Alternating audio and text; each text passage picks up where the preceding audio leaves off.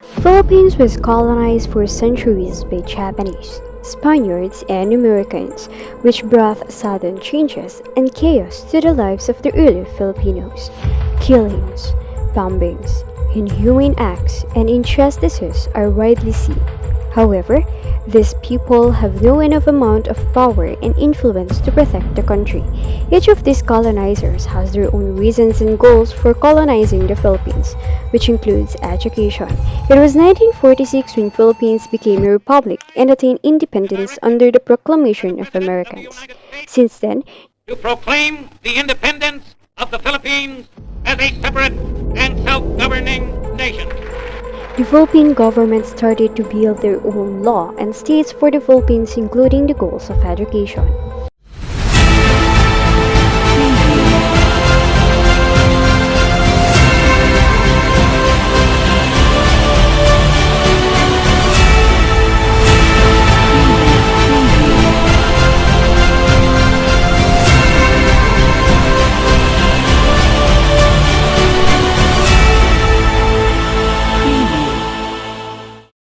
The Philippines may become an independent country after the proclamation of Americans. Still, the influence of these colonizers are still seen in the lives of Filipinos, especially in educational system. The educational system of Philippines was patterned in Spain and the United States after the liberation in 1946. It was divided in three categories: the primary, secondary, and tertiary, serving vocational and formal courses. Public, private, and trade schools are also present in the present educational system, serving our native language, which is Filipino, together with other foreign languages depending on what the students take or what courses the students take. After the liberation of the Philippines, the goal of education is to inspire students to attain democratic realization of the learners and a good way of life. Another one is to appreciate Philippine culture, preservation of cultural heritage, character education, usage of Filipino books and literature. Citizens increase self-awareness, bilingualism, and greater skill specialization. This includes the compulsory daily flag ceremony while singing the national anthem under the Republic Act 1265. All schools are also required to include and teach the life and work of Jose Rizal, specifically No Limitang Here and El Filipisterismo. This is to highlight the challenges of every Filipino and various colonizers. During this time, the civil service eligibility of teacher was permanently determined on June 15, 1954, under the Republic Act 1079. Magna Carta for teachers pursuant to Republic Act 4670 are also implemented, which includes the rights of every teacher, protecting themselves to unreasonable mistreat of anyone. And lastly, the Board for Professional Teacher are also established. And now, let's talk about the aims of elementary education in Educational Act of 1982. In the elementary school, through the curricula should aim to development and necessary for living in and contributing to a developing and changing society, and also provide learning experiences which increase the child's awareness of and responsiveness to the change in the society, identification with and love for the nation and the people to which he belongs. And lastly, promote work experiences which develop orientation to the world of work and prepare the learner to engage in honest and gainful work. In high school or secondary level, the educational curricula aims to continue to promote the objective of elementary and discover and enhance the different aptitudes and interests of students in order to equip them with skills for productive endeavor and prepare them for tertiary schooling. The goals of K-12 curriculum. K stands for kindergarten and 12 refers to the 12 succeeding years of basic education, which is why it's called K-12. The 12 years of basic education comprise of 6 years of elementary education, 4 years of junior high school, and 2 years of senior high school. The K-12 program offers a decongested 12-year program to the students which aims to give them sufficient time to master skills, and acquire basic competencies with the goal of being competitive in a global scale. The K-12 program promotes global competency by accelerating mutual recognition of Filipino graduates and professionals in other countries. The new curriculum allows students to choose between three tracks: the academic, technical, vocational livelihood, and the sports and arts strand.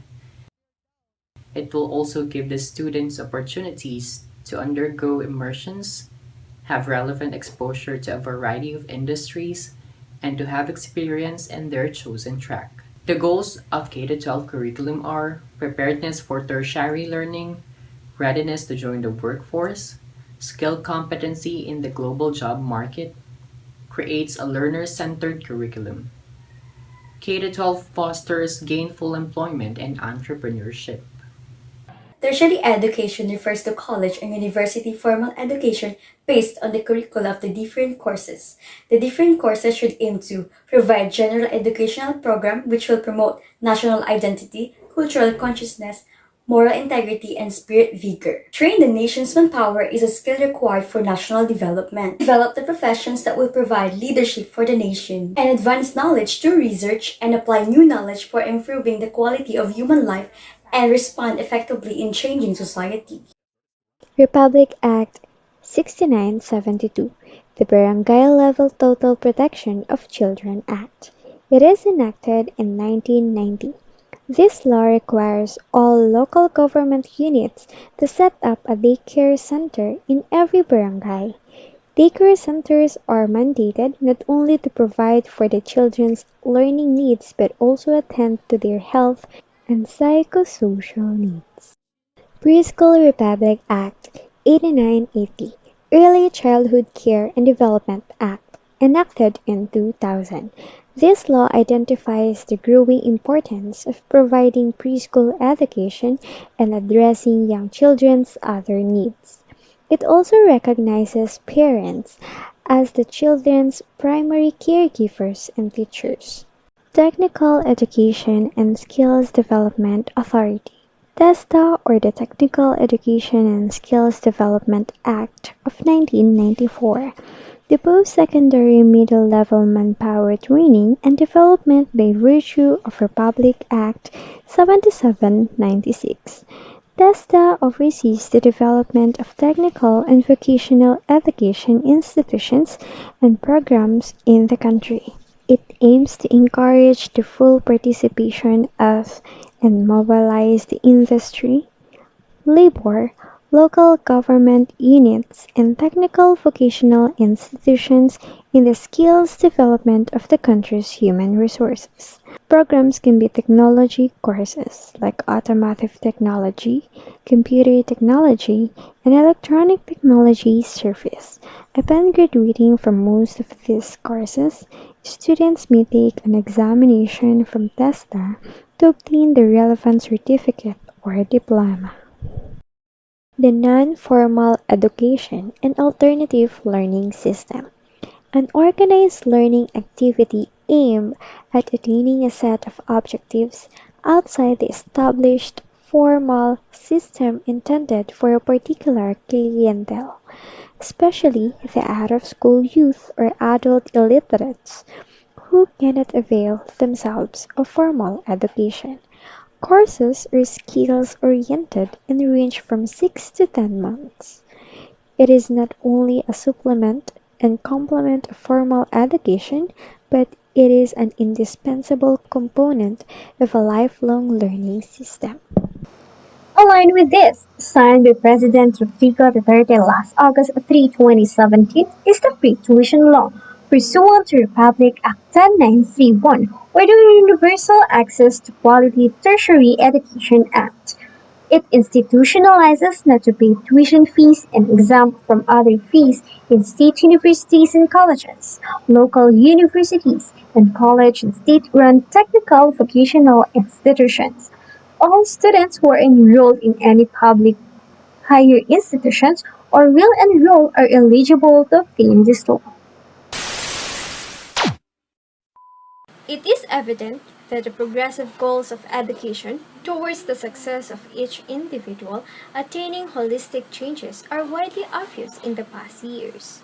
DepEd is responsible for elementary and secondary students wherein it is compulsory in educational system. K-12 program which is implemented to add another 2 years to secondary level, aspiring readiness among the learners. The CHED handles the tertiary students, and the public state universities and colleges are under the free tuition law, allowing more chances to individuals. Along with this, the teachers must pass the land for them able to teach the public schools with their rights, the Magna Carta for teachers. Despite the challenges and changes reoccurring, the Philippines are still innovating, adapting, and ready to cultivate the maximum productivity and knowledge to provide better quality and practice of education, not only for the students, but also for the teachers. The laws that enable people to pursue their dreams, obtaining higher literacy, skills, and knowledge to the optimum needs, leading to an excellent job in each field of work.